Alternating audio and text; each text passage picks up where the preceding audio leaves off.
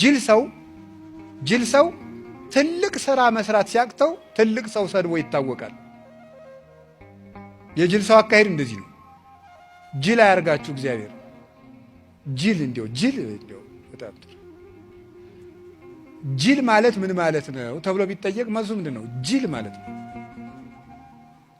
አንድ ጸሐፊ ምን ብሎ ያነበብኩት መጽሐፍ ነው። ጅል ምንድን ነው ትሉኝ እንደሆነ አለ። ዓለማዊ መጽሐፍ ነው። እዚህ ኢትዮጵያ ውስጥ የተጻፈ መጽሐፍ ነው። የመጽሐፉን ርዕስ አልናገርም ማስታወቂያ እንዳይሆንብኝ እና እንግዲህ ዓለማዊ መጽሐፍ ስናነብ የሚጣልም የሚያያዝም ነገር ስላለ እና ጅል ምንድን ነው ትለኝ እንደሆነ ጅል ማለት ወደ ኋላም ወደፊትም የማይል ነው ይላል። ማለት የሰውየውን ጽሑፍ እኔ ስረዳው ነገም የማይገባው ትናንትም የማይገባው ማለት ነው። ጅል ማለት አርቆ የማያስብ ባለበት የሚቆዝ ብሎ ዛሬን ካበላው እንደ ሐውልት ቁሞ ያድራል። ጅል እንደዚህ ነው።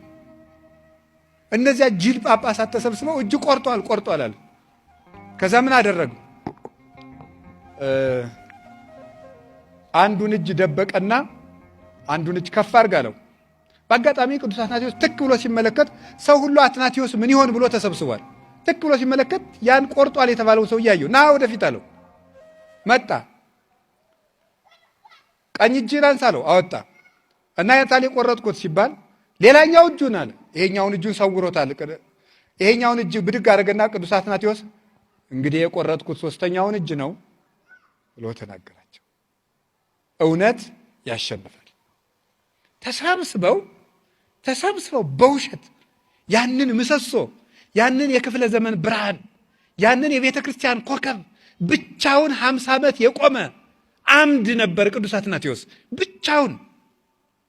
ከእውነት ጋር ከሆኑ ግን አንድ ሆኖ ብዙነት ነው። ሄደና ይሄን መሰከረ።